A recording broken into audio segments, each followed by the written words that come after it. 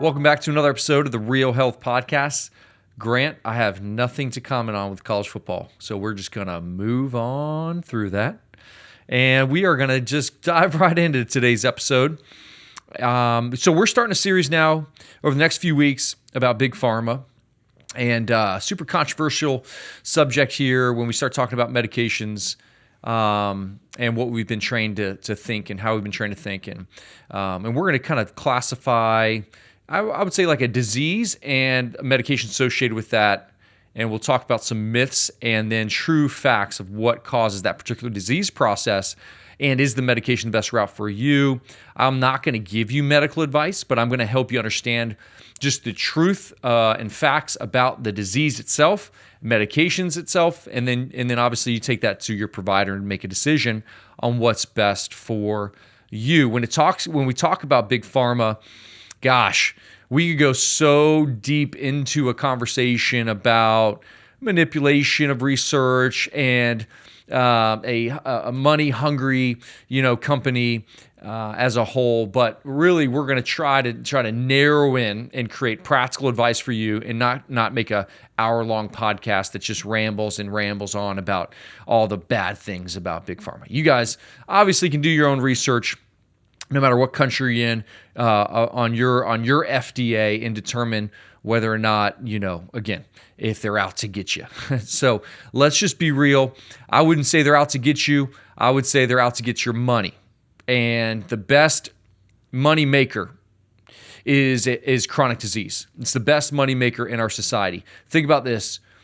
If you're on a drug for the rest of your life, starting at age 20, and it doesn't kill you, but you have to take it forever, you're talking about a multi-million-dollar product per person. On the flip side, if you get that 20-year-old off of that medication, or you never get them on the medication because they make lifestyle changes, you have robbed your pharmaceutical industry of millions of dollars per person. So, does it make sense to do and put in a lot of money and resources into finding root causes? No, because there's no money in root cause disease care. There's no money in it. So when you start talking about functional medicine, why is it so expensive? Because insurances don't cover it. Why is it so expensive to go to a practitioner, who's going to run all of these different tests? Because Big Pharma doesn't cover it, and insurance companies don't cover it. So today, we're going to talk about statin drugs and cholesterol. We're going to talk about the great, in essence, cholesterol myth. Does cholesterol cause heart disease? Does cholesterol, in and of itself, is it the biggest risk factor in heart disease? And are statins, are they as appropriately used in our general society today as they should be? When you think about statins, here's a stat. It is the biggest blockbuster drug ever. I mean, we're talking about tens of billions, $30 billion plus per year are made from statin drugs. That is massive amounts of cash coming in from a single drug, which is a cholesterol-reducing medication. So does it reduce your risk of heart disease? It's, in essence, the greatest question we could be asking, right? So let's step back and let's talk about this idea of cholesterol. Let's talk about what it is. We'll get into if it causes heart disease and how it may contribute to heart disease. And then we'll talk about statins. And then we'll kind of button up the show in the end. So cholesterol, what is it? Cholesterol is think of it like a fat. It's a fat. And it is the backbone of so many important molecules in the body. For instance, vitamin D. You can't synthesize vitamin D without cholesterol. Steroid hormones like testosterone, can't make it without cholesterol. Cholesterol is a building block for nerve cells, your brain. It's an essential structural membrane to every cell in the human body. I mean, we're talking about a vital nutrient to the human body. That's what cholesterol is. And when you think about cholesterol, we can go back probably into the 50s and 60s where fat was really starting to get villainized. And it was really shady research where fat was extrapolated out as the cause of heart disease because this researcher who's a physiologist said, hey, this population doesn't have heart disease like the American population or Australian population. So therefore, what is the factor here? What's the common factor? And the common factor was they didn't consume what they perceived as was this type of saturated fat. So they said, hey, saturated fat must be the guy. It must be the issue. So we're going to pull saturated fat out of diets. And instead, what did they replace fat with? Well, if you were in the 70s, 80s, getting into the 90s, we saw that with the food pyramid, we removed fat and we replaced it with sugar. Just straight up fat for sugar, fat for carbs. And so a ton of people started to resort to carbs.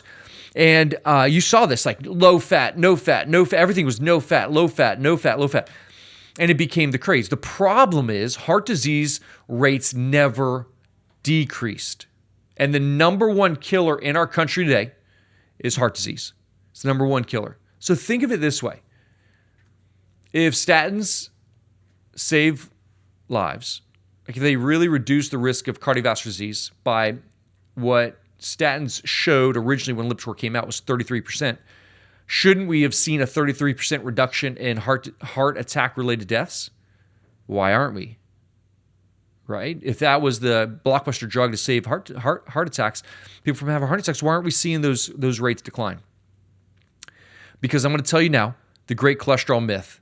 Cholesterol is a risk factor, and we'll talk about different types of cholesterol. Cholesterol is a risk factor, but it is not the most important risk factor associated with cardiovascular disease. It is not. And I'll tell you at the end of the episode what is the most important markers to look at for heart disease. When we look at cholesterol, and like most of us would associate it with going to the doctor and looking at your total cholesterol levels. And if it's a certain level, they would say, oh no, you're at risk for heart disease. Here's a statin drug. Back a couple decades ago, that marker was around 240, 250. So if you were at like, let's just say 255, 260, they say, hey, we may need to consider a statin drug, getting on a cholesterol-lowering medication, like Lipitor was one of the first. Well, that has come down. Now it's like if you're over 200, oh gosh, yeah, we need you on a statin drug. And again, the lower your cholesterol gets, we're not seeing this direct relationship of decreasing cardiovascular-related deaths associated with cholesterol. And here's what is wild. When you look at hospitalized heart attack patients, 75% of them had normal cholesterol. So a patient comes into the hospital, has a heart attack, they look at cholesterol levels, and 3 out of 4 were normal. 3 out of 4 were normal. So is cholesterol the villain here? Okay. And when we look at the data, just the pure data that's not endorsed by Big Pharma, we can understand that it is not the villain. It's not the villain. It may be on site. It may be what would I associate in terms of a word picture if a fire is burning down a home and there's firefighters on the scene and they're putting out the fire, and you just stroll up and you see this incident and you look at the firefighter and you'd be like, well, he's on the scene, he must have caused the fire. That would be the same logic in saying that LDL or cholesterol caused heart disease. It's on the scene, but it's there to do a job. It has a purpose. LDL has a purpose. HDL has a purpose. And what we've done is we've dumbed down data and said that, hey, HDL is good and LDL is bad. And this is still the thought process today. That an obsolete test is obsolete testing. When you go to your physical exam, you get a cholesterol panel, you get just HDL and LDL. And those are the two markers you look at. And if LDL is low and HDL is high and your cholesterol is under 200, you're like, yay, I'm healthy. That is so far from reality. You could be brewing a heart attack with normal, quote unquote, normal cholesterol, normal HDL, normal LDL. You could be brewing up a heart attack because of other risk factors that are way more important. So what we saw was when statin drugs were introduced in our society, and they said this was the claim of Lipitor. This was the claim. This is what made it a multi-billion-dollar drug. They said, Big Pharma, Lipitor said, it reduces your risk of heart attacks by 33%. 1 out of 3. Where did that data come from? The data came from this. When you take a sample of 100 people, over the course of 5 years, 2 will have a heart attack, okay? And what they did, 3 will have a heart attack. What they did was they took 100 people, they gave them all Lipitor, and over the course of 5 years, 2 had a heart attack. So 1 less than the control group, in essence. And they say, hey, 2 had a heart attack instead of 3. That's a 33% reduction in heart attacks related to the study. But that's so far from true data. I mean, at best, we got a 1% reduction, not a 33% reduction. We have 1%. And that's such a short-term study. But out of that came this idea that statin drugs, Lipitor in particular, had a 33% reduction in heart attacks, heart deaths related to heart attack. So if you were to be like, hey, sit down with the doc and say, hey, this will reduce your risk of a heart attack by 33%, you better believe you're signing up for that drug. Absolutely. And so did millions of people. But what if I were to tell you, hey, there was 1 less case per 100, but the side effects of Lipitor are muscle cramps, cognitive decline, memory loss, low libido, low sex drive. Why? Because it depletes your levels of CoQ10, depletes your levels of magnesium, robs your energy systems of the body. It robs the production of steroid hormones. Every steroid hormone, when we look at cholesterol, it is a precursor to testosterone, estrogen, progesterone, essential for your steroid hormones. So yeah, low libido. Okay, why low energy, low testosterone? Why poor cognitive function and decreased memory or memory decline? Why? Because it's robbing your brain of cholesterol. 60% of your brain is fat.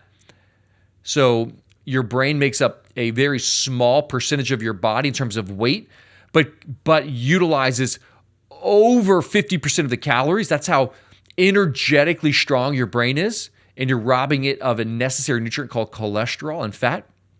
So yeah, that's why you're going to have memory decline. That's, in my opinion, why we're seeing some increases in Alzheimer's and dementia. And what we know today is like the staple of a healthy brain is healthy blood glucose. Alzheimer's and dementia is kind of a rabbit trail, but Alzheimer's dementia is now being referred to as type 3 diabetes, which is insulin resistance of the brain. Why? Because you removed fat and all you did was ate sugar and carbs for the last 30, 40 years. So yeah, your brain has burned out its insulin receptors, and guess what? It's insulin resistant. Hence, type 3 diabetes, also called Alzheimer's. Insulin resistance.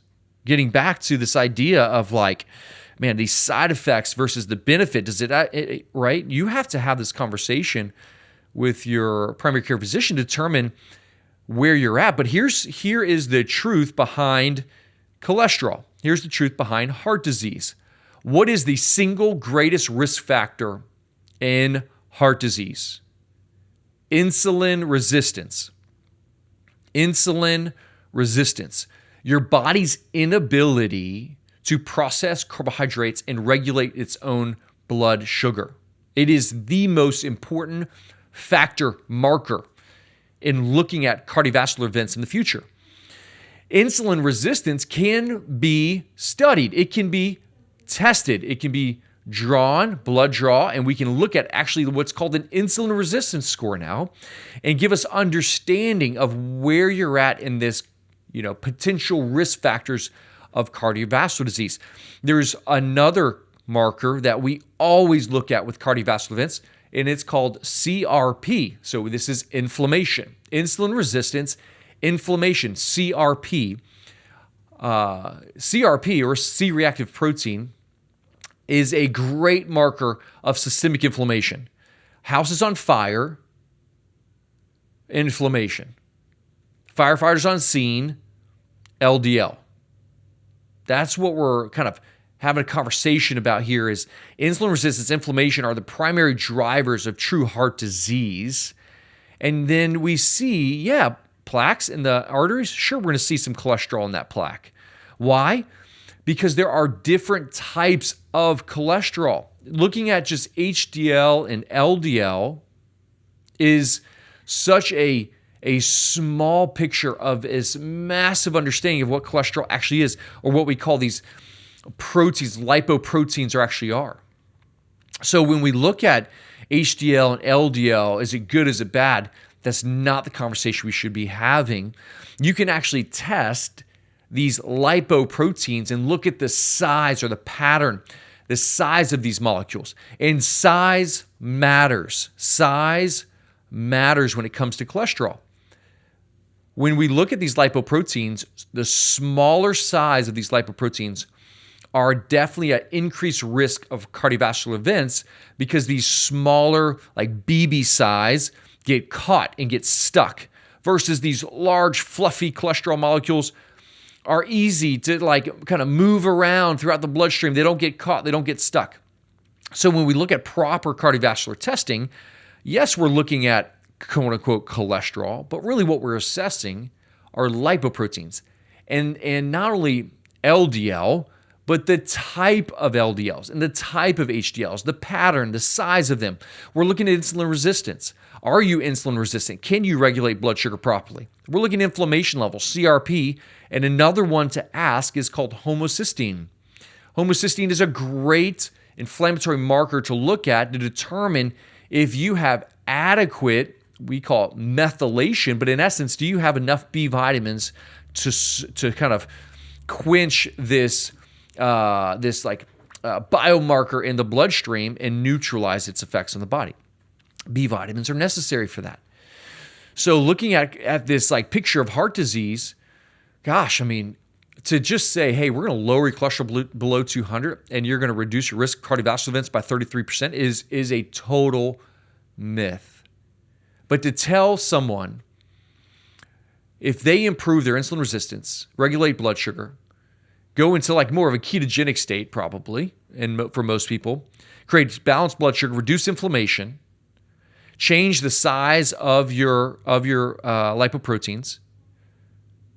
Can you reduce your risk of cardiovascular better than anything else in the market? If you were to put that in a bottle, it would be the number one selling drug because that is true healing and that will truly reverse your risk, reduce and reverse your risk of cardiovascular events. That to me is true medicine. So should you or shouldn't you take this drug, right? Statin drugs. That's a conversation to be had with your primary care physician. But we have to look at the data.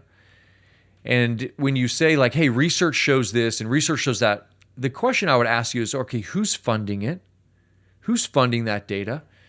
You know, when we say, hey, research says this, honestly, unless I see it, I know who's behind it, I won't believe it. It's important to not even take the information I'm telling you, right? Take my information, say, hey, this is Bible.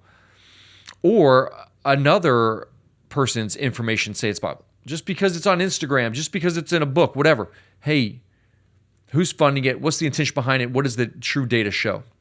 So if you're looking for a great book, there is a fantastic book that was done years ago called The Great Cholesterol Myth, and it'll help you understand more about cardiovascular disease as a whole. We'll talk about statin drugs and cholesterol and fats and how we've removed healthy fats and put vegetable oils, which are so rancid and so toxic to our body. And when we look at, true cardiovascular disease, what are the risk factors? It's insulin resistance, inflammation as your primary drivers behind heart disease. And so what do we do nutritionally?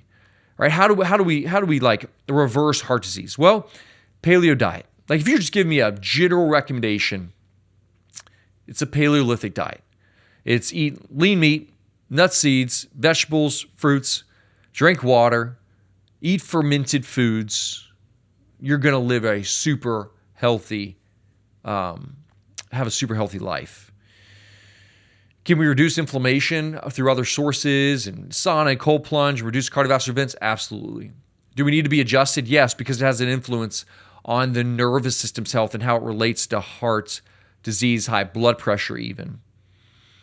What else should we do? Well, when we look at fasting, it's a great way to help balance blood sugar and create a healthy insulin resistance. But probably more importantly, work with a practitioner.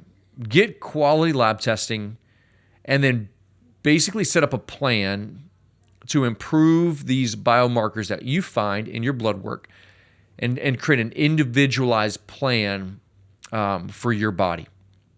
So, first drug we're tackling is that statin drug, multi-billion-dollar drug, all based on cholesterol being the greatest risk factor associated with heart disease.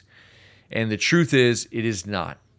So, hey, I want to encourage you, change your nutrition, create healthy habits, eat healthy fats, remove hydrogenated oils, reduce your inflammation, balance your blood sugar, and you'll absolutely impact heart disease for the future. Hey, thanks for listening to another episode of the Real Health Podcast.